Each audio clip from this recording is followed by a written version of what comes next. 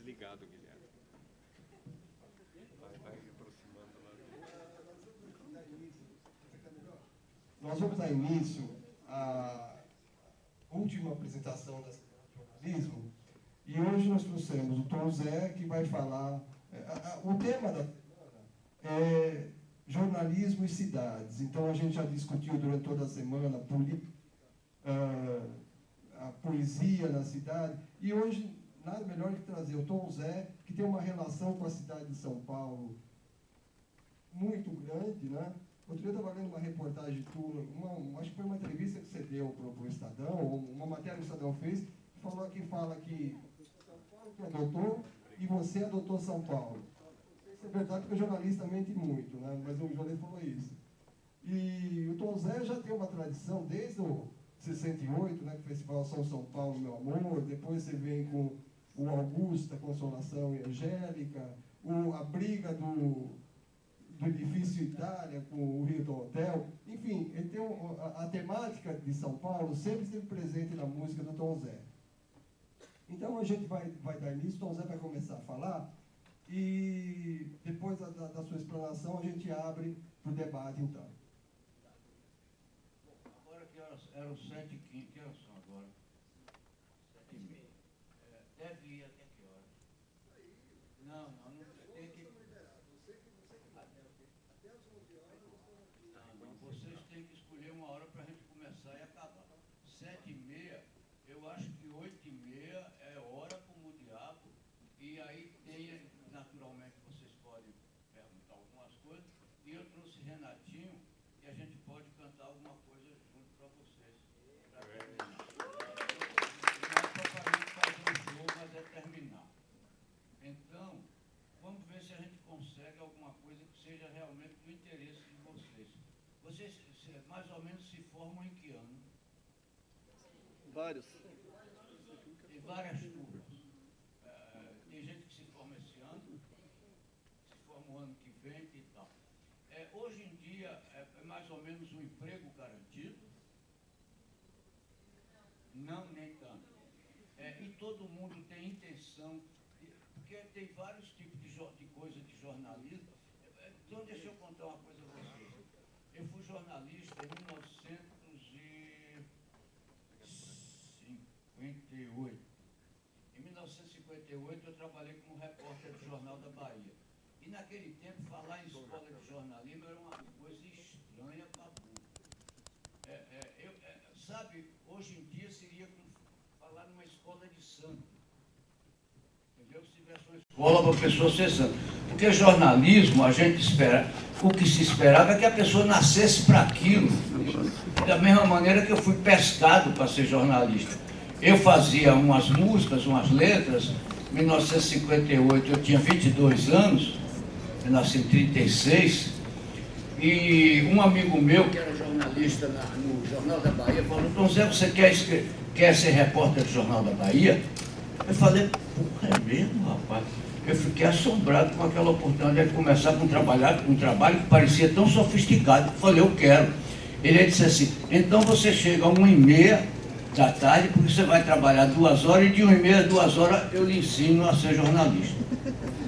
Então esse curso que vocês fazem em 3 anos, eu fiz em meia hora, da seguinte maneira. Eu cheguei, uma coisa que era diferente de hoje. Naquele tempo a pessoa saía da escola primária sabendo escrever. A escola primária, a pessoa sabia escrever português, era um negócio muito rigoroso, essa história de aprender a escrever. E no ginásio, eu já tinha terminado o ginásio, é claro que você saía, imagina que no primeiro ano de ginásio tinha latim. É uma coisa bem interessante que está agradando mais os olhos de você do que a mim. Essas coisas são engraçadas. É preciso que eu seja bastante interessante. Quando os olhos se viram para o outro lado, eu estou fodido. Eu já virei professor universitário, que é a raça mais fodida do mundo. É um negócio mais esculhambado, que ninguém liga pra porra nenhuma, fica conversando e tal, e isso eu não sei fazer. Eu sei fazer uma conversa que não tem nada de doutor, nada de lero-lero, mas que ou a gente conversa ou a gente não conversa. Eu, pelo menos, mereço o olhar de vocês. Se eu não tenho o olhar de vocês, eu vou me embora. Não é porque vocês estão errados, não. É porque eu estou fracassado. E fracassado é melhor ir para casa. Bom, então o compadre armou aí o balaio, porque o pessoal estava mais interessado em você do que na porra que eu estava dizendo. Então você armou o balaio, vamos começar. Então, 1h30 eu cheguei, o Jornal da Bahia era ali mais ou menos no centro da cidade. Ele me explicou como é que se escrevia em jornal. Começava com duas, essa coisa ridícula, né? Que eu só estou contando para vocês verem como era ridículo o negócio. Dois parágrafos de 5 ou 6 linhas, nos quais deviam conter o que, quando, como, onde, quem, não sei o que lá. Aí você começava a escrever a coisa que fosse, naquele tempo não tinha computador, era diferente. O cara que fazia o espelho é a página do jornal, né? O nome ainda é o mesmo. O cara que fazia o espelho pegava a matéria. Eu devia escrever nos primeiras coisas, as coisas mais importantes. Porque se ele quisesse cortar, geralmente era cortado, tinha um tamanho só, ele tirava o fim, porque sabia que o fim era o menos importante. Então, 2 horas eu fui trabalhar na Secretaria de Viação e Obras Públicas. Outro dia eu me lembrava, era um político novo, que depois foi prefeito de Salvador e tal, e tinha, além disso, uma outra matéria diariamente. Então, minha sessão era Secretaria de Viação e Obras Públicas, e eu fazia alguma outra matéria. Eu sempre fui um fracasso como jornalista. Uma coisa degradante. Os outros jornalistas daqui de Salvador entravam na Secretaria de Viação e Obras Públicas. Olha lá como vai, doutor, fulano de tal, não sei o quê, qual é o caso aí? E eu estava lá sentado numa cadeira esperando ele me chamar. 2 horas da tarde, 2h30 eu chegava lá, 3 horas, 3h30. Aí um dia um colega meu mais experiente fez um negócio esculhambando, esse negócio que o jornal faz, né? Esculhambando a Secretaria de Aviação e Obras Públicas e dizendo assim no fim, e não trata bem a reportagem do Jornal da Bahia. Nem no dia que eu cheguei lá e mandaram me chamar imediatamente e tal. Mas eu era tão incompetente para essa coisa de ser entrão, de ser que jornalista tem que ser isso. Né? Tem que chegar e afinal de contas é porque você, jornalista, manda na porra do mundo mesmo. Quem manda é vocês, os caras dependem de vocês. E eu não sabia disso e nem sabia proceder assim. Muito bem. Depois de muito fracasso, eu acabei largando o jornalismo. Mas eu tive um grande sucesso. Eu vou contar a vocês. Puta que pariu. Aí foi um dia de glória lá na redação. Além do trabalho da secretaria, me mandaram cobrir um dia de ação de graças. E eu tive que bater naquelas aldravas enormes, aquelas portas seculares da Bahia, onde estava o arcebispo. Pá, pá. Aí veio me atender. Muito bem, eu sou jornalista do Jornal da Bahia, precisava falar com o arcebispo porque amanhã é dia de ação de graça. Aí o arcebispo me recebeu na sala dele e tal, e disse, meu filho, embora não se tenha o que agradecer, a gente comemora o dia. Não se tenha muito o que agradecer. Eu escrevi exatamente isso. O arcebispo fulano de tal, sua eminência, disse que embora não se tenha muito o que agradecer nessa fase tal e tal e tal, que o dia era comemorar, aí botei no jornal. No outro dia de manhã você sempre vai ver se sua matéria saiu. Eu fui lá, não estava. O que é que eu fiz de errado dessa vez? Que diabo? Quando eu cheguei na redação, estava uma festa. Chegou ele! Aí ele, epa, tá com o meu negócio, rapaz, não tenho o que comemorar, mesmo assim vai comemorar. Eu, como eu sou de uma família comunista, eles acharam que eu estava bem firme no caminho, esculhambando para a igreja, né? Vem cá, tome uma puta, com o meu negócio, não tenho o que comemorar, o homem aqui, quá. Aí veio a redação, aqueles diretores de jornal, aqueles velhos jornalistas, todo mundo veio me abraçar. Eu aí tentei dizer, mas não, foi o arcebispo que disse, o quê? O arcebispo disse, quá. Esse foi meu sucesso no jornalismo, e aí pouco depois eu larguei, estava acabado.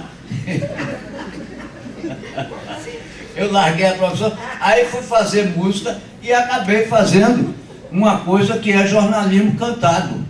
porque eu só faço música mais ou menos com notícias, etc. Agora, peraí. Vamos respirar um pouquinho. Teve uma fase que eu fui mais bem sucedido. Vejam como é as coisas. Quando eu estava estudando música na Universidade da Bahia, a escola de música da universidade, que tinha concertos quinzenais, que tinha uma orquestra toda da universidade, né?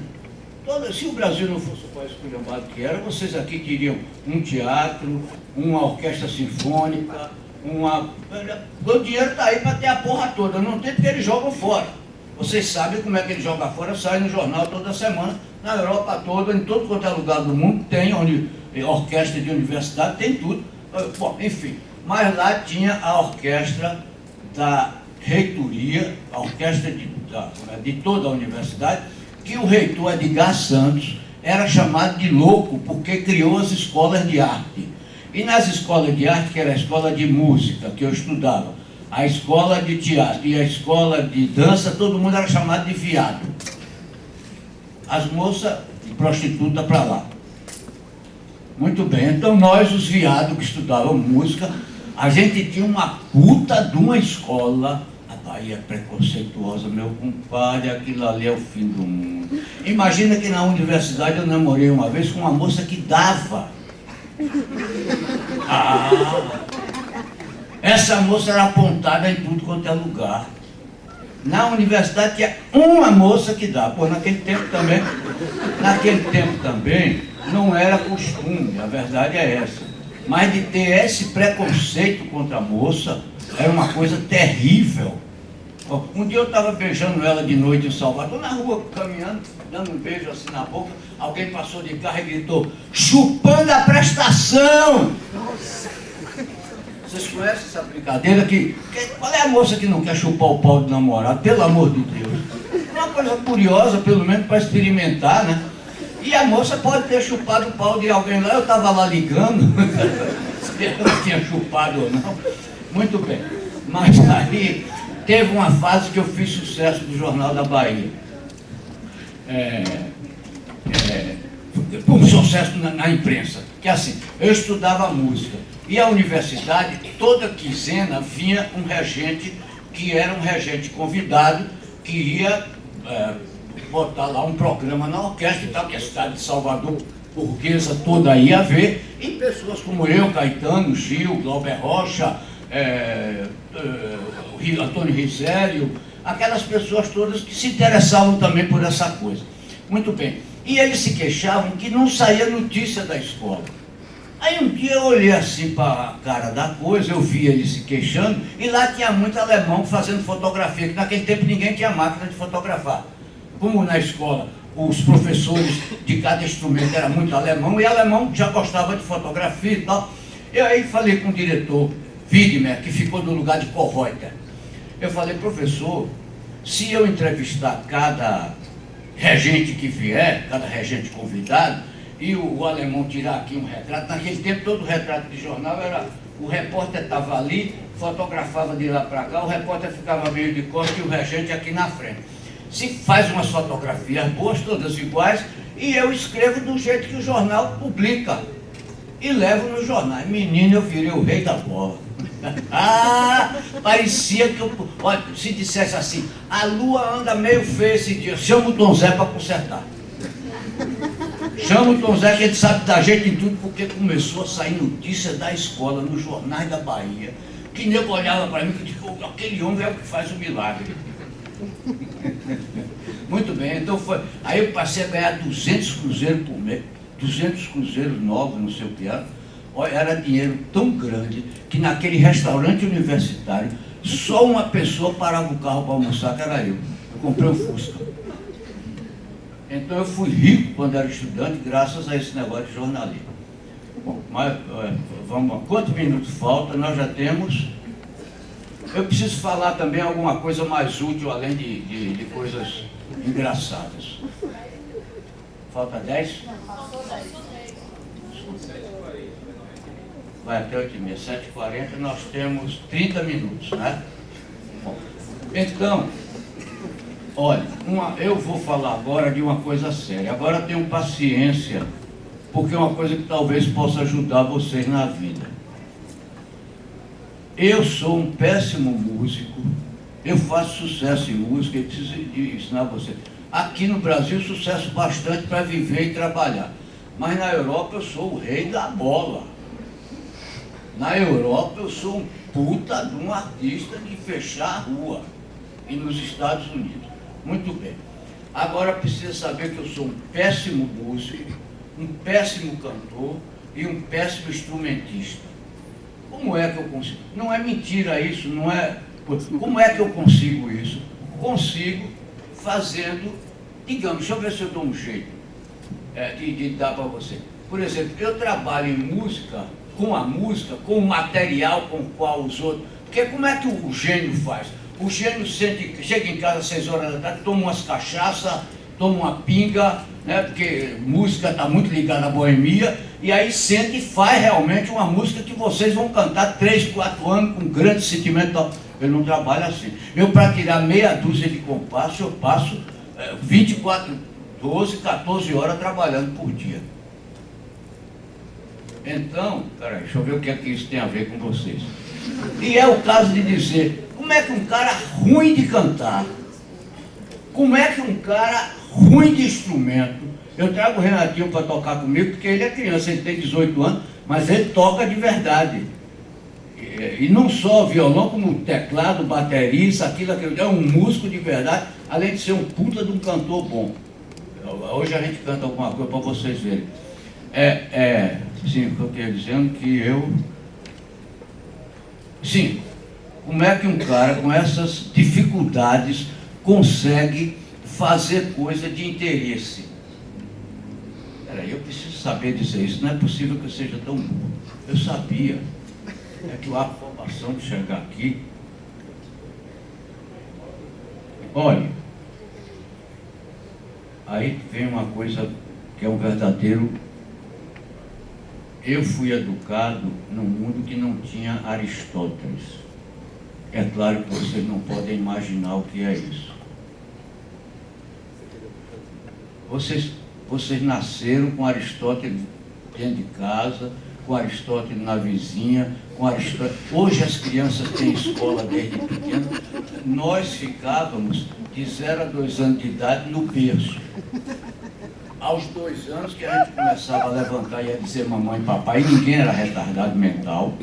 Aos 2 anos que a gente dizia mamãe e papai, quando a gente levantava, começava a ser útil. Se pode pegar na vassoura e varrer a casa, ou nina as irmãs mais novas, ou vai na rua buscar coisa, esperando chegar a 7 anos de idade, que é o momento que você entra no curso primário. Eu nasci na Idade Média. E ainda, por outro lado, você de 0 a 7 anos aprende toda uma concepção de mundo, que no meu caso é uma coisa que vocês nunca viram falar, uma concepção mozárabe. E isso por quê? Porque no século VI, o povo mais inteligente do mundo era o povo árabe, enquanto a Europa era civilizada pelos bárbaros cristãos, godos, visigodos, bretões, normandos, não sei o que lá, todos analfabetos. Eles invadiram, os árabes invadiram a Península Ibérica, e enquanto a Europa toda vivia, tinha derrubado o Império Romano, no século VI, a pessoa entrar nessa hora é terrível, porque ela não vai entender nada. Ainda... Vamos, pessoal, sejam bem-vindos.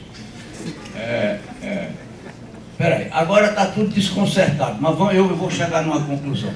No século VI, o imperador Tertuliano proibiu as escolas pagãs que funcionavam em Atenas e que ensinavam a cultura ocidental, que é Aristóteles, Plotino, Platão, BBB, bababá, bebebé, os pré-socráticos, Sócrates, isso, aquilo outro. Essas escolas foram fechadas no ano 625.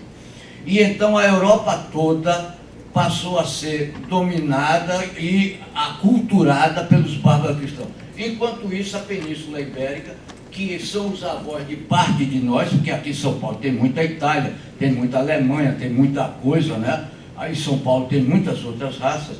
Os nossos avós foram dominados pelo povo mais culto. Só para você ter uma ideia de quem eram os árabes no século VII. Eles tinham acabado de inventar o zero. Vocês sabiam que o zero foi inventado no século VII? Ah, pois é. Todas aquelas civilizações babilônicas, entre rios, egípcia, aquela porra toda foi feita sem zero. Todas aquelas estatísticas, aquele trabalho era feito sem o zero.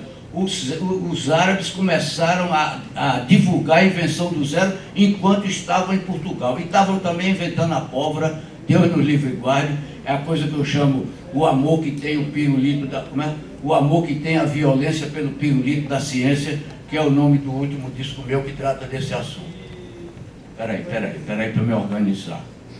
Então, quando os árabes passaram 8 séculos em Portugal, e é claro que os árabes não iam escolher as mulheres mais tortas para comer, eles escolhiam as mulheres mais bonitas, as mulheres mais educadas. Eles eram educados e eram os dominadores. E então, quando eles saíram de lá 8 séculos depois, os filhos e Portugal todo praticamente era árabe.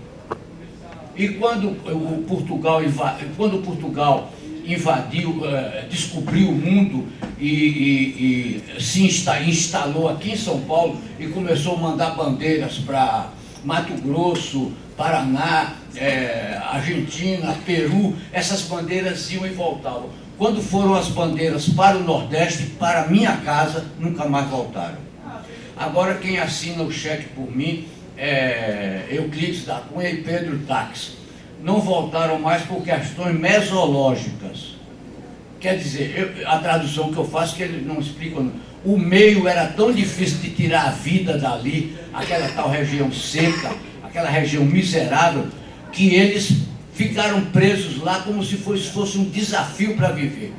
E lá ficaram desde 1756, quando para lá foram, durante 4 séculos, se misturando com índio e com negro, até que no princípio dos anos 20, tinha essa cor, esses olhos, esse cabelo, não ia nunca ninguém lá de outra cor, só tinha essa mistura. Isso que se chama a primeira sub-raça brasileira. E isso aqui chama caboclo. É a primeira sub-raça brasileira. E, curiosamente, a geração minha, de Caetano, do Gil, foi a primeira geração que saiu de lá da roça para vir estudar em Salvador, que voltou à civilização. Então, nós fomos para o Nordeste em 1576 e só voltamos na década de 40, porque foi quando os pais começaram a querer botar os filhos no ginásio novamente.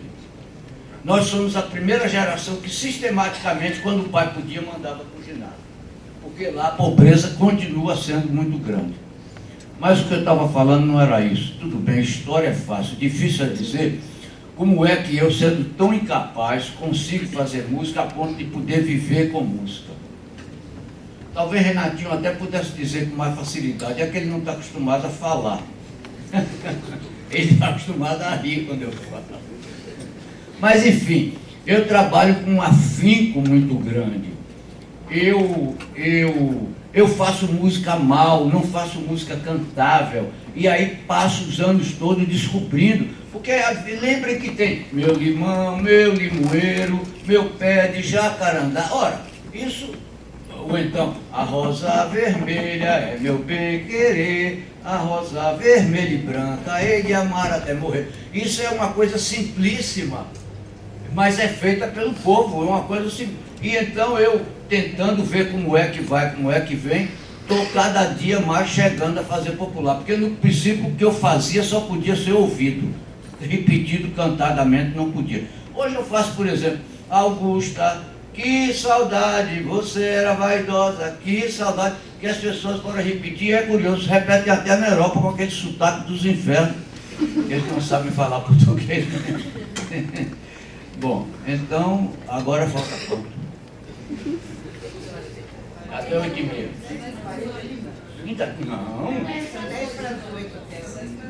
Não, 8h50, 40. Tá bom, então, eu vou tentar mostrar, Boa ideia, boa ideia. Eu vou tentar mostrar como é que eu faço. Será que eu ainda me lembro de alguma música daquele tempo? Eu vou tentar. Renatinho, quem vai precisar ser com ela, porque nem você sabe. Veja como era. Não, é bom para vocês verem como aqueles que aparentemente são os fracos podem se tornar os fortes. Porque hoje tem o cara que escreve jornal bem, que é bem adequado ao que o patrão quer. Mas veja bem como é que eu comecei. Pode deixar, professor.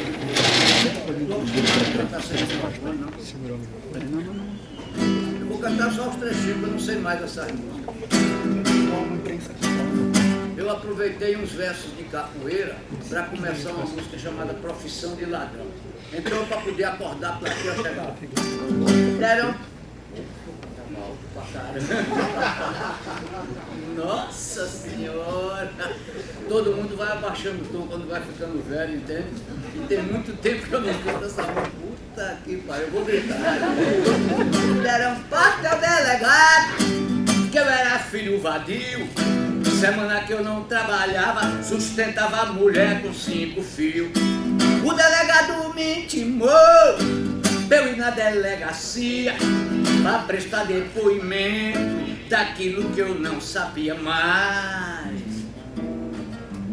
Eu tenho tanta profissão que já nem sei negar. Inventor, industrial, até cirurgião. A língua do meu canivete é o que chama Profissão de Ladrão a música. A língua do meu canivete opera apendicite. Tem muita gente que não presta, fiz intervenção.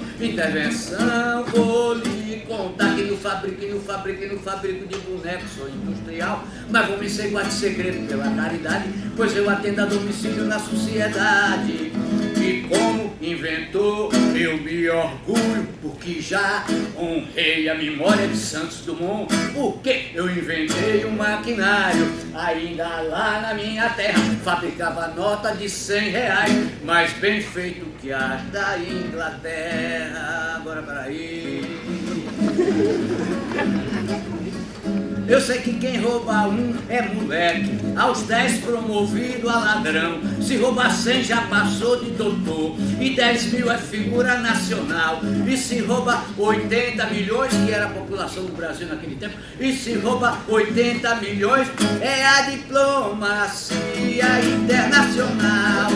A boa vizinhança e outras. A boa vizinhança é o programa que os Estados Unidos tinha para vigiar o Brasil. No interior todo tinha ANCAR, não sei o que, para vigiar até o caboclo do mato. É a diplomacia internacional, a boa vizinhança e outras tantas. É que na profissão de ladrão, injustiça e preconceito, dá fama para inundação. Para alguns fama e respeito, para outros a maldição, porque o tamanho do roubo faz a honra do ladrão. E é por isso que eu só vou para o xadrez, senhor delegado, quando o senhor mandar também, toda a classe para o meu lado. E neste dia de aflição não vai ter prisão no mundo pra caber a multidão. E aí cantavam, deram pai que o delegado terminava. Imagina se uma coisa dessa pode ser chamada música. Claro, e então quando eu era pequeno, então que não tinha tanta ousadia nem nada, aí as pessoas... Muito bem, vejam, minha estratégia era o seguinte, tá bem, eu não sei cantar, mas eu boto o nego prestando atenção a mim 3 minutos enquanto eu cantar. Era esse o negócio. Olha, eu estou contando isso, é para quando algum de vocês tem dificuldade com o que é normal, saber que às vezes é porque vocês são capazes de fazer o anormal. Eu estou cantando isso, é por isso. Às vezes o normal, o que já está, o que o establishment, assim fala, o que o establishment aceita e recebe, o que é jornalismo agora, o que é a função do jornalista, o que é um professor de jornalismo, que é tudo, todo tem um padrão de procedimento. Ah, eu vou te contar uma coisa. Puta que pariu, sobre o meu último disco, que pena que eu não sei. É claro que em todo disco eu procuro, né, meter uma coisa aqui, outra coisa lá e tal, e dessa vez eu resolvi fazer um disco sem pausa. Então a música terminava abruptamente. Por exemplo, aqui eu terminei a música pelo meio, né? Todas as músicas terminam assim, plá, terminou, e aí começa um apito, pio, pio, pio, parau, pau, pau, pau, aí começa a outra música, pá, pá, pá. Muito bem, mandamos para a fábrica. Ninguém estava sabendo de nada. Chegou em minha mão ontem um relatório dizendo que o pessoal da fábrica não estava entendendo que porra era aquela. E que para, vejam bem, e que para poder a gente ficar sabendo que ia o relatório do técnico de som. Aí tinha o relatório da música 1 a 16. Música 1. Depois da música, ele achou que terminava normal, já não terminava normal. Tem uns barulhos de rádio. Quer dizer, pio, pio, pio, pio, pau. Aí começa a segunda música. Quando acaba a segunda música, tem um barulho de vozes. Eram moças cantando. Era como uma espécie de vocabulário do que a gente usa para fazer música. Eu botei o vocabulário no intervalo de cada música. E a mais interessante é o seguinte, tem uma música chamada Juca Ju. Não sabe o que faz, né? Pega aqui, aqui. Bota o pé. Bom, ele pode ficar assim. Eu vou ver se eu acerto cantar. É uma canção bem anti-canção. Juca Ju, fé, fé. Juca Ju, Juca fé. Ju, caju, café, cajucá. Caju, café, cajucá. Ju, cacacacá. Vocês viram as paradinhas que ele fez? Aí o relatório veio assim. A música para 3 vezes no meio. E no fim aí tem barulho, não sei o que, e por aí vai. Então, só a última música que terminava com um fade out, né, aquele negócio que vai diminuindo, a música 16 ele finalmente botou ok. Das 16 músicas que eu mandei, só tinha uma que podia ser que ele garantia as pernas lá para gravar. Bom, aí é claro que você vê como. Não é a primeira vez que me acontece. Quando eu fiz 24, vamos fazer para eles se lembrarem. Qual podia ser gravada? Hein? Qual podia ser gravada? Teve um ok. Aqui você deu ok. Ah, não, por acaso a última, eu não tinha mais o que botar no fim. A ideia da última era ser a antítese da primeira, e a primeira começava, depois a gente mostra um pouquinho mais. A primeira começava falando de uma coisa mítica, em que Deus e o diabo reunidos numa sala, o latim lá que fala? Persona iuris aliene, que significa as pessoas que estão, negócio de direito, né? As pessoas que têm a capacidade de tratar do assunto, persona iuris aliene, Deus e o diabo numa sala, resolveu. Tânia, me dá aí a letra, tem a letra aqui. Resolveu fazer o casamento da fé e do conhecimento, por causa da invasão lá em Portugal, né? Sim, mas vamos adiante desse negócio. Enfim, a última música era. Já teve outras músicas minhas, uma coisa. Quando eu li para um jornalista amigo meu, ele só faltava chorar lá da redação. Ele gritava: poesia pura!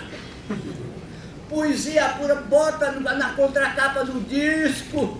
É o maior elogio que um disco podia receber. Não se pode fazer criação no mundo. O Marcos Preto, que foi colega de vocês, estão por aqui. E de óculos tem. Bom, mas o exemplo, para poder fechar esse assunto, né? Quanto tempo falta? Não, isso é importante começar. Ah, sim, tem uma cadeira que eu falo. Tem uma cadeira que eu soube que foi fundada agora escola de urbanismo, como é que chama aquela famosa lá da USP, que era na rua Maria Antônia, como? Faculdade de Arquitetura e Urbanismo. Foi criada agora uma cadeira chamada Conforto, pois eu sou catedrático dessa cadeira há uns 20 anos. Pelo seguinte, porque para mim, uma das coisas que eu mais presto atenção é o conforto da plateia. Eu estou sabendo quem está virando a cabeça para poder ter que me ver, não pode ser. Aqui, como eu estou em pé, uma outra pessoa vira porque ficou lá atrás e tal, é perdoável. Mas se a maior parte das pessoas tivesse com dificuldade de me ver, eu já tinha dado subido na cadeira, arranjado um jeito. Teve uma vez um show numa escola, lá em Campinas, como chama a universidade de lá? Na Unicamp. Naquele forró, lá, aquele bar que faz forró toda. A Unicamp só vive lá, os moleques só vivem lá. Aí o palco era baixinho e estava super lotado. Eu falei, o público não vai me ver. Peguei um engradado de cerveja, subi em cima, coloquei todo em cima do engradado de cerveja. Eu sou da cadeira chamada, lá da FAO, chamada Conforto. É uma coisa, por isso que eu quero ser no tempo certo, porque as pessoas têm tempo para ficar, têm tempo para sair. Eu sempre digo, meu show não tenha medo, sempre na frente. Acaba antes de ter vontade de fazer xixi. O ser humano não pode fazer como o Fidel Castro, que passa lá 40 horas fazendo o Nélio. Nós amamos Fidel Castro. Aí a gente, aquele cara fazer um discurso de 6 horas, uma puta pro pai. Então, sim, a conversa, quem chegou agora perdeu essa história. A conversa era como uma pessoa com grandes incapacidades como eu, foi capaz de vencer nessa profissão, de ser respeitado e reconhecido. É claro, muitos de vocês nem sabem que diabo eu sou, porque também a opção, a população de cantores é enorme. E hoje em dia a música popular brasileira não vai muito mais na televisão. Então, mas eu encho os teatros daqui, de Salvador, tudo quanto é lugar, não tenho queixa nenhuma. Agora na Europa eu superloto. E cobro o triplo do que cobro aqui. E para sair do palco é uma guerra. Um dia o técnico de som em Bruxelas, do último show que eu fiz, uma hora ele falou assim, agora você vai embora mesmo? Que eu ia voltar ali. Bom, então, agora falta meia hora, vamos cantar. Olha, Tânia, você trouxe a capa do disco? Presta aí. Tânia trabalha comigo há mais de 10 anos, é praticamente nossa filha lá em casa. Você trouxe os gráficos, a capa? Sim, me deu os gráficos, a capa não. Eu tentei fazer um disco justamente sobre um assunto que eu falei aqui com vocês, o fato da gente ter sido educado num mundo onde Aristóteles, não é negócio de dizer que Aristóteles é evitado, Aristóteles não existia. Não dá para ver dessa coisa. Qual é a maneira que principiou nossa educação? Aqui está escrito Alain Resnais, de 0 a 2 anos de idade. Alain Resnais é o cineasta. Agora não dá para vocês enxergarem nada, depois eu passo perto de você. Alain Resnais é um cineasta francês que fez um filme dizendo que de 0 a 2 anos de idade é a fase que nós, seres humanos, mais aprendemos na vida, que depois dos 2 anos, nunca mais a gente aprende tanto e com tanta rapidez. Imagina que coisa curiosa. É de 0 a 2 anos de idade que nós aprendemos mais, nunca mais nós aprendemos. Por quê? Agora tem lá a explicação. A placa mental está virgem, tudo que passa e que nossa curiosidade capta, dá um risco na placa mental, e a placa mental tem uma fome de conhecimento que é o diabo. De 0 a 2 anos começa a diminuir nossa capacidade de aprendizado, precisa a gente se esforçar e tal e tal. Então, de 0 a 2 anos de idade, a gente estava nesses bercinhos aqui está Caetano Veloso, Gilberto Gil, Rogério Duarte, Gal Costa, Glauber Rocha, Torquato Neto, Capinã, Tom Zé. Imagina, todo mundo do tropicalismo nasceu 15 quilômetros distante um do outro. É o caso de perguntar, por que só esses caras fizeram essa banana desse tropicalismo? Aquele tempo que eles, principalmente Caetano e Gil, que são os gênios dessa coisa, né? Que Caetano e Gil fizeram isso, tinha pessoas formidavelmente formadas, Edu, Chico, todos jovens, Vinícius ainda trabalhando, o próprio Jobim, outros que esqueceram o nome porque desapareceram. Ninguém nem se interessou, a não ser Nara Leão, que era só cantora e veio cantar as coisas que a gente fazia. Porque só esses caboclos da Bahia, todos nascidos no Recôncavo, todos com a... Nossa educação era assim, de 0 a 2 anos de idade, deitado no berço. Criança não tinha brinquedo, não tinha tico-chico. Eu me lembro que tinha um balançadorzinho, como chama? Um chocalhozinho e a chupeta Itacabá.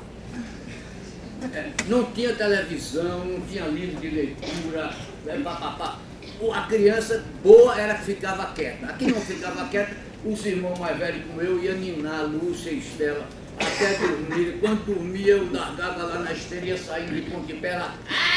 Puta que pariu, agora é 2 vezes para dormir, cair. E a bola lá na rua correndo. As crianças trabalhavam dentro de casa, como muitos de vocês trabalharam.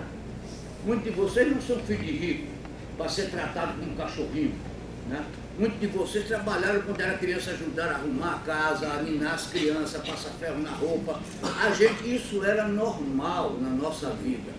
Eu depois fui trabalhar na loja. E durante esses anos de idade, circulava. Aí vem Euclides da Cunha para endossar o cheque que eu estou passando para vocês aqui. Ele diz que o nordestino analfabeto procede como um cientista.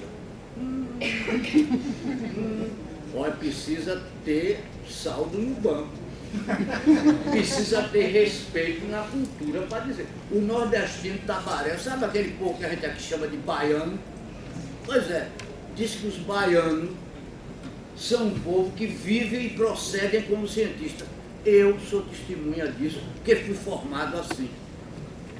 Cada pessoa, a moeda de maior valor que circula naquele mundo miserável e pobre é a palavra. Nossa, o amor que o nordestino tem pela palavra. Sabe o que é defender o significado da palavra? Nossa, isso é um trabalho, que é um trabalho coletivo. Aí precisa dar um exemplo, né? Já que eu não sou professor, para afirmar com palavras. Por exemplo, tem uma história que se conta no Nordeste, que tem um cupim, veja o que é viver prestando atenção. Um cupim que sai da casa dele e vai procurar comida muito longe do lugar que ele mora. Quando ele volta, 6 horas da tarde, se tiver uma talisca no caminho que ele passou, ele, em vez de atravessar a talisca, ele fica batendo a cabeça na talisca. Naquele silêncio abismal do Nordeste, o nordestino reparou e foi lá ver o que era. Que diabo é esse? É um cupim batendo a cabeça na talisca. E aí descobriu toda a história que eu estou contando a vocês. Essa ciência tem um nome, eu não sei, é zoólogo. Amanhã você procura saber. Essa ciência de reparar a vida dos animais tem um nome. Zootecnia, não sei o que lá. Muito bem. Na mesa, basta esse exemplo. Então, tá a gente aqui calado e quieto de 0 a 2 anos. Imagina, a fase que mais aprende, você está lá quieto no berço. Aí, entra dentro de casa o aguadeiro, o cara que traz a água porque não tinha água encanada. Não tinha luz elétrica, tinha banana. Ele, quando fala, traz muitos resquícios daquilo que se praticou na França, no sul da França, no século XI, que era a poesia provençal. A poesia provençal é quase que um exercício diário. Aí quem endossa o diabo do cheque é o Euclides da Cunha, não sou eu. E aquilo, por exemplo, é um dia, um dado, é um dedo, chapéu de dedo é de dal. Toda hora coisas como essa são repetidas pelo povo comum que aprende como coisa.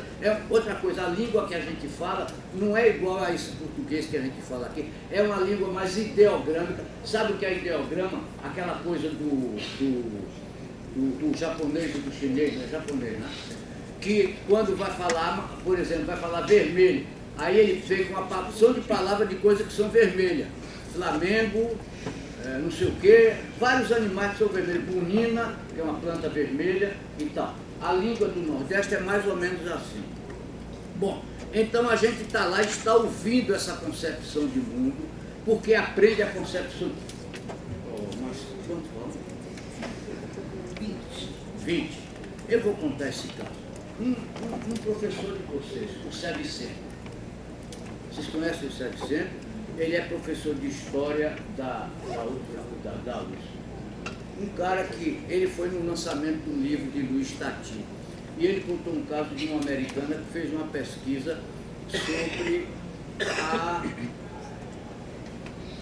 que importância tinha o jeito de falar e de pronunciar na canção. E ela acabou descobrindo que a canção ainda traz uma coisa que a criança, quando era recém-nascida, tinha com a mãe.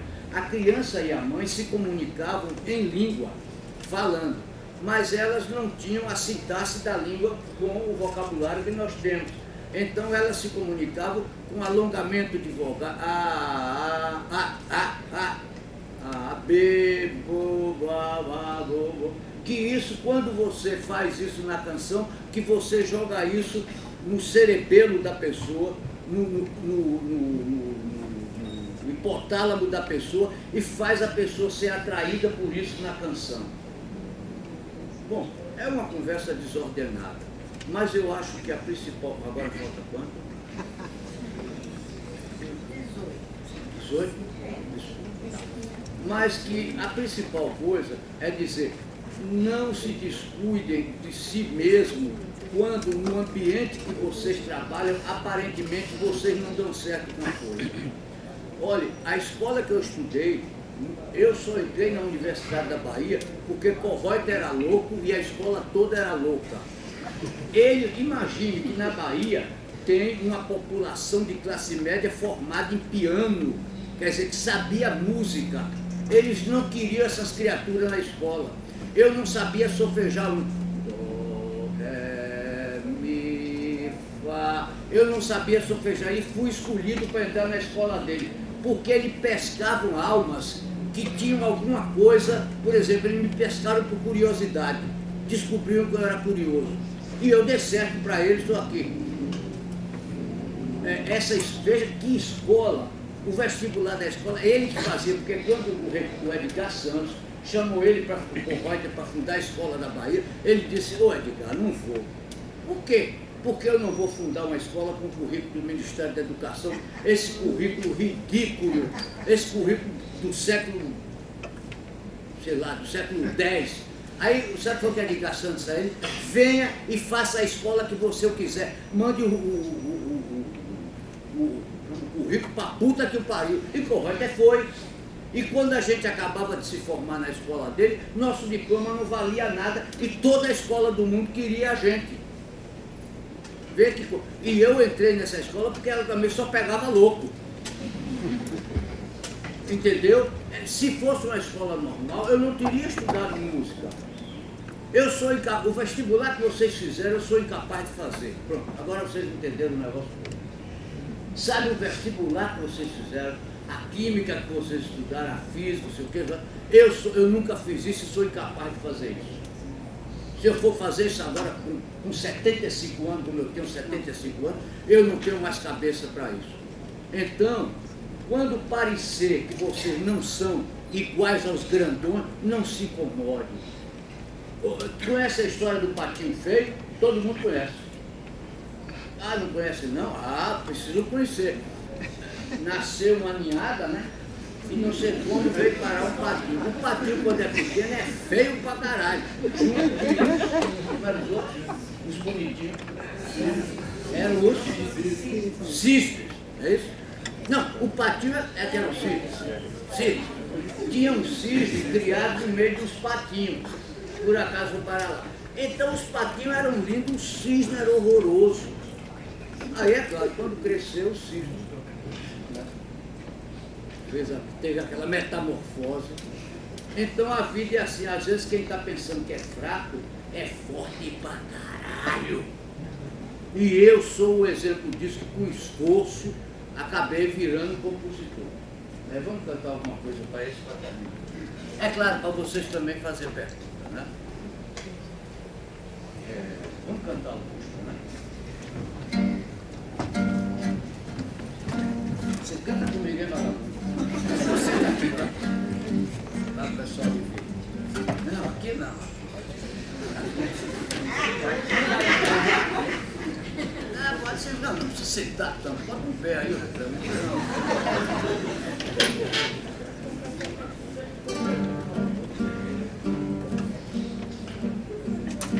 Augusta, graças a Deus, entre você e a Angélica, eu encontrei a consolação que veio olhar por mim e me deu a mão.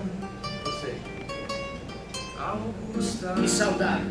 Que saudade! você era tão vaidosa Que saudade! e gastava meu dinheiro Que saudade! com roupas importadas e outras bobagens.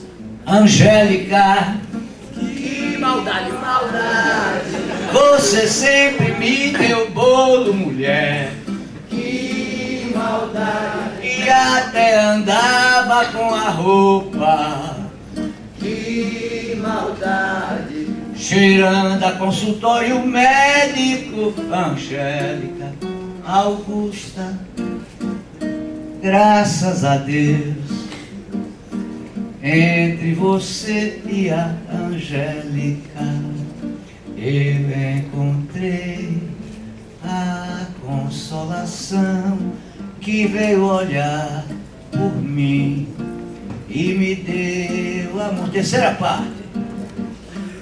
Quando eu vi que o largo dos aflitos não era bastante largo pra caber minha aflição. Não, cante com o microfone que ninguém ouviu direito, porque além de poesia de esculhambação, eu faço poesia bonita também, claro.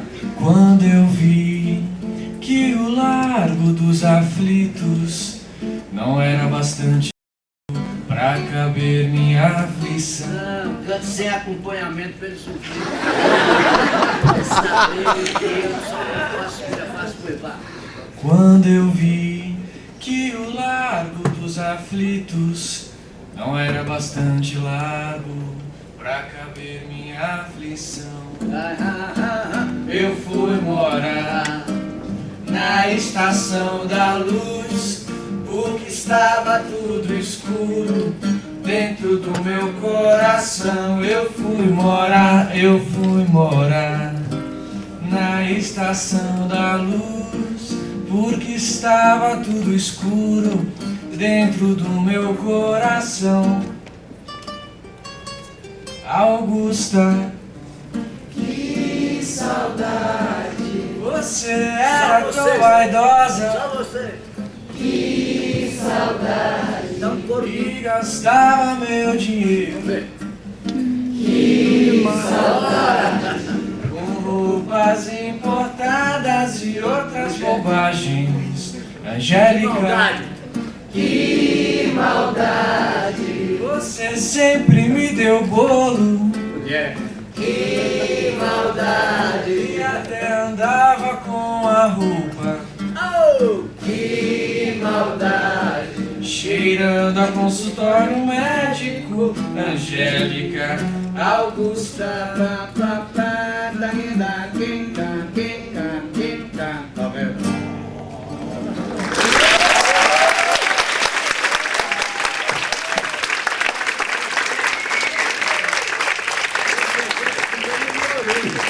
Eu comecei.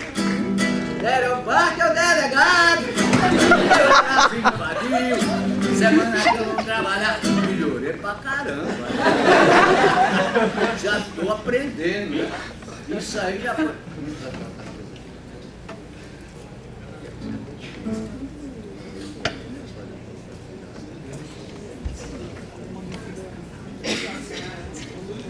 Não trouxe a saia. Eu gosto muito de cantar de saia. Porque eu sou mulher, não sou homem. Lá em casa minhas irmãs batiam em mim, ganhavam para mim qualquer discussão, toda a vida me humilharam, me daram diabo. Então eu sou mulher, sei o que é ser mulher. E aí eu venho com uma saia para poder explicar. Às vezes venho até com uma calcinha que eu visto. Alguém tem uma calcinha sobrando? Porque tem uma calcinha. Às vezes tem na bolsa, né? Porque vai para algum lugar. Vocês sabem, num show. Mas aí foi malandragem das meninas. Num show no Circo Voador no Rio, de repente uma calcinha em cima de mim. Eu falei, mas quem fez a caridade de jogar uma calcinha vestindo na cara? Vestindo na cara. Aí veio 2, 3, 4, enquanto tiver uma dúzia. Depois jogaram uma dúzia e meia de calcinha. A primeira calcinha foi já de caso pensado, porque estava escrito o nome do moço, estava escrito o nome. Depois ela ficou minha amiga. Não,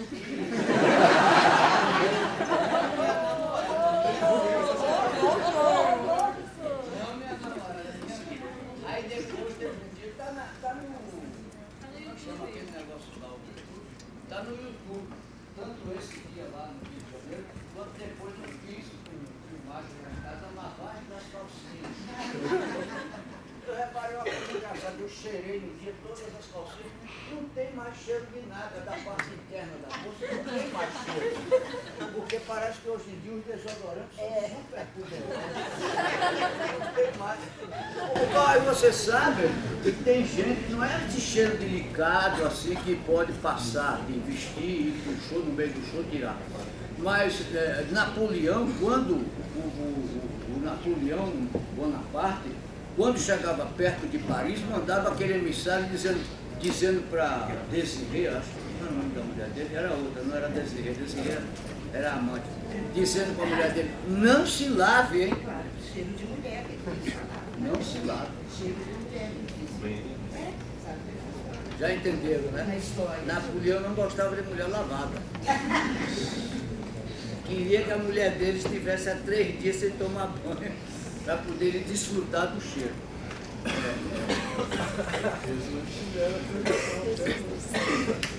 Tem gente que até hoje... Ah, sim! Eles lá tomar banho é quase um crime. É muito caro. Uma amiga nossa, a irmã de Claudinho, que tocou comigo, se casou com um francês, a sogra dela vivia revoltada porque ela tomava banho todo dia. Essa menina é louca, manda ela embora, ela toma banho todo dia. Eu pensava que ela era feiticeira. Se houvesse a Inquisição, ela denunciava. Tira algum do Imprensa Cantada. O quê? Do Imprensa Cantada. Imprensa cantada? 1, 2, identificação. A música principal é aquela, não tem a letra, rapaz, eu não vou saber. Só trazer. Eu vou só dizer como é a letra, para o pessoal saber como é a letra. Não tem aquele acompanhamento. Eu acho que você nem aprendeu, né?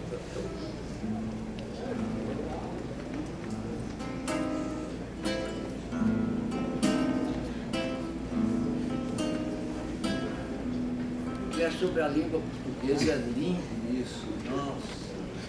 Tem um verso na segunda parte, que é o melhor verso que eu vi, chama Mares Algarismos.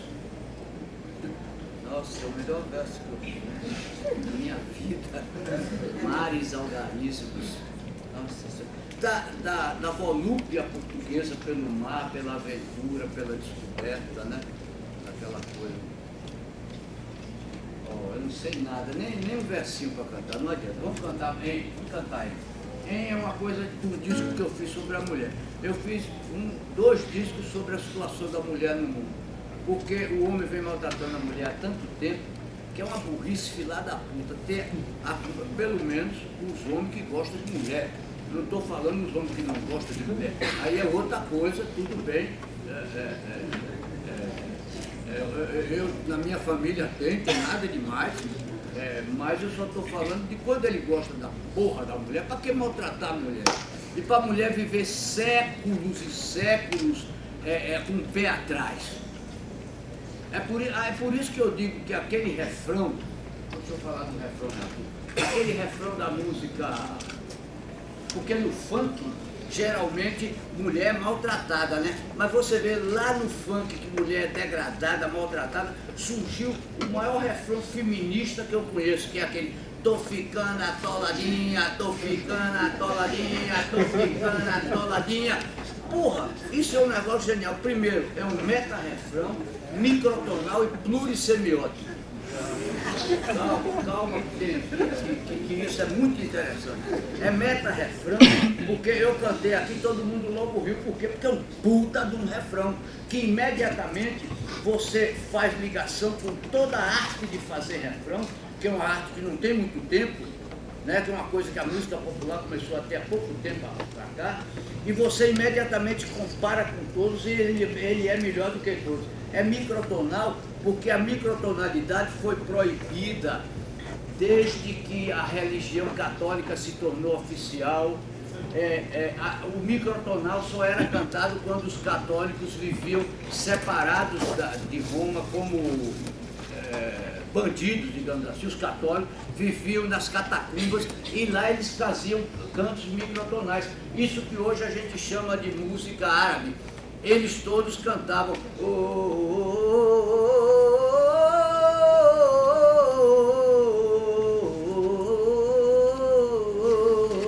aquela coisa que não tinha a escala tonal. Faz um dó, ré, mi, fá, sol, lá, si, dó. Sim, ele fez uma escala fodida, mas essa escala não existia. O Papa Gregório I, no século VIII para o século IX, não gostava desse tipo de canto. A igreja, o canto já era oficial, a igreja já era uma igreja oficial de Roma, e Gregório I, na passagem do século VIII para o século IX, pediu aos músicos e aos físicos que transformassem numa música diatônica. Faz a escala diatônica direito.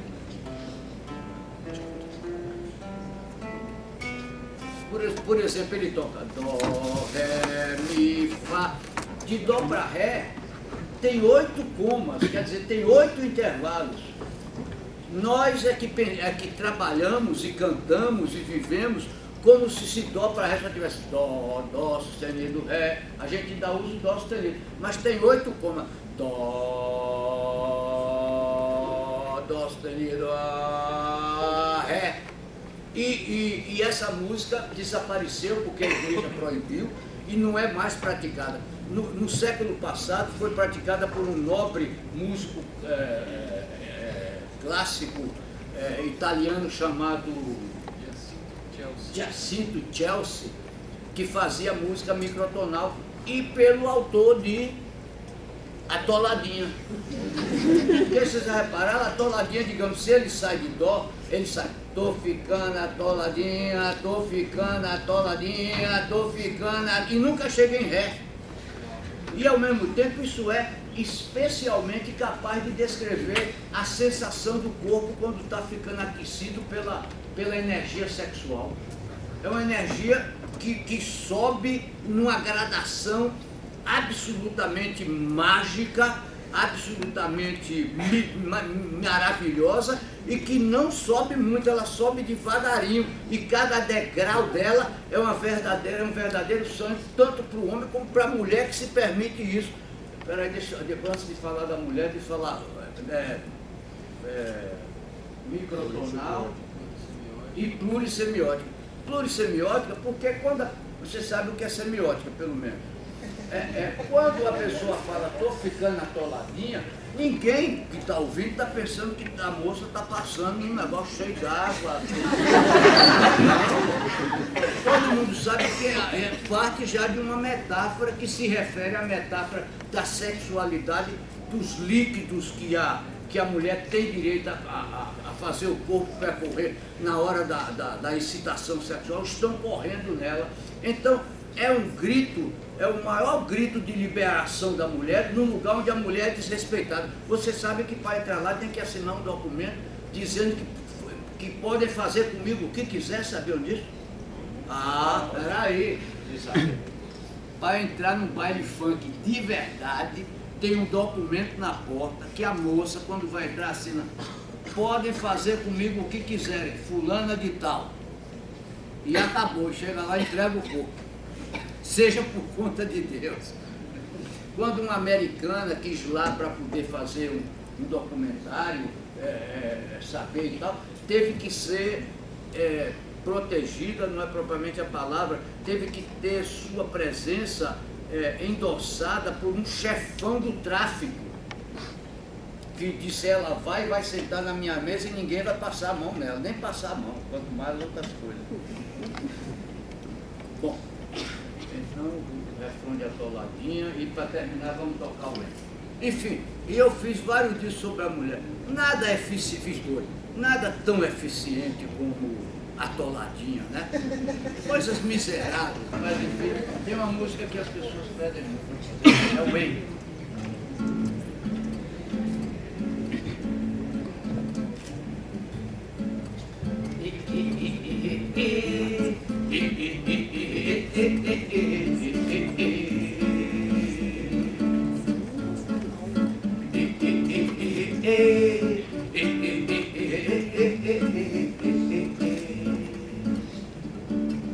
Ela disse: nego, nunca me deixe só, mas eu fiz de conta que não ouvi, hein? Ela disse orgulhoso: tu ainda vai virar.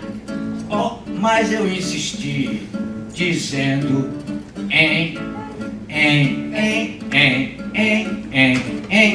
eu insisto,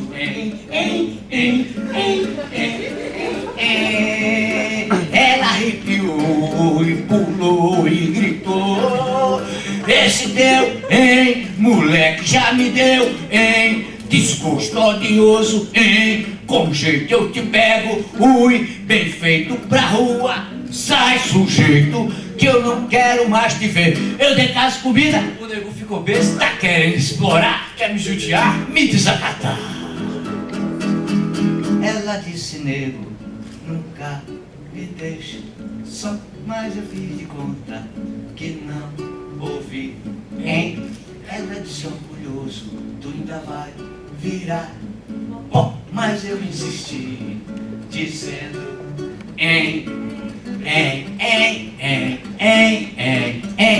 eu insisto,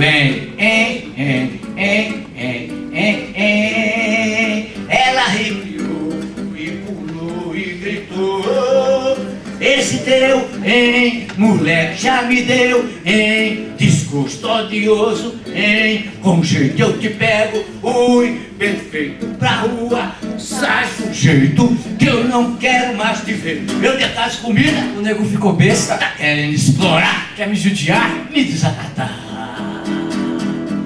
Ela disse: nego, nunca me deixe só, mas eu fiz de conta que não ouvi, Ela disse orgulhoso: tu ainda vai. Tô até aprendendo, né? Continuando assim, acabo virando compositor.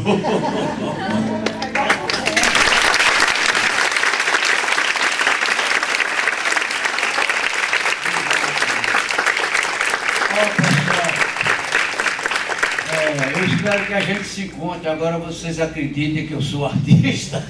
E no próximo show que tiver que ficar sabendo, apareça e diga: eu estava lá, seu vagabundo, naquela sua conversa boa lá na...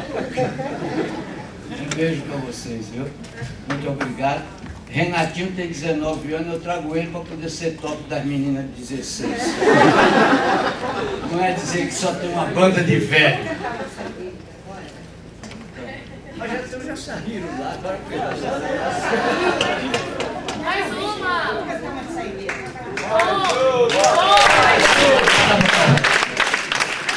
Uma ideia ótima, dei outra ideia aí. 2001, boa ideia. 2001, que é de parceria com Rita Lee. Ah, sim, alguma música sobre São Paulo. Eu cantei Augusto Angélico Consolação, São Paulo, meu amor, vocês conhecem para terra maior. São Paulo, quanta dor.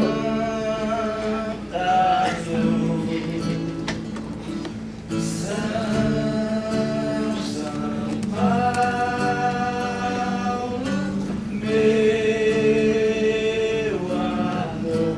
Foi com essa música que eu virei cantor, porque ganhei o Festival da Record de 68. Mas nesse mesmo festival eu tinha outra música, 2001, que os Mutantes cantaram e que tirou o 4º lugar. Eu peguei 1º lugar e 4º lugar, 2001, que é de parceria com a Rita.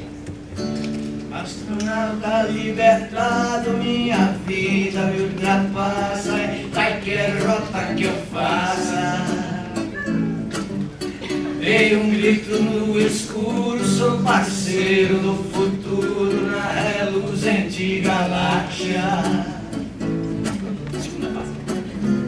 Eu quase chego a palpar a minha vida que grita, emprenha e se reproduz na velocidade da luz. A cor do céu me compõe, o mar azul me dissolve, a equação me propõe, computador me resolve. Yeah, yeah, yeah. Astronauta libertado, minha vida me ultrapassa em qualquer rota que eu faça. Dei um grito no escuro, sou parceiro do futuro na reluzente galáxia. A meia velocidade, casei com 7 planetas, por filho, cor e espaço, não me tenho nem me faço. A rota do ano-luz, calculo dentro do passo, minha dor é cicatriz, minha morte não me quis.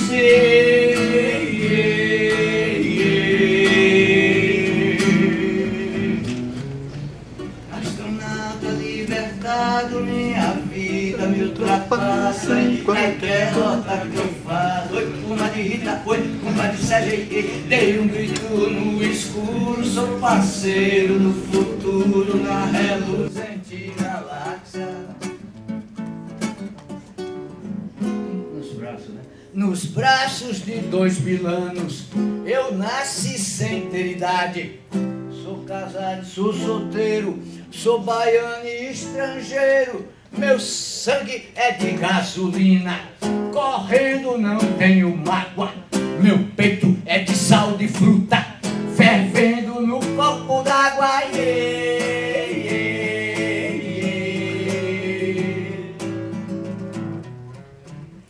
Astronauta libertado, minha vida me ultrapassa em qualquer rota que eu faça. Como a de ser, dei um grito no escuro, sou parceiro do futuro.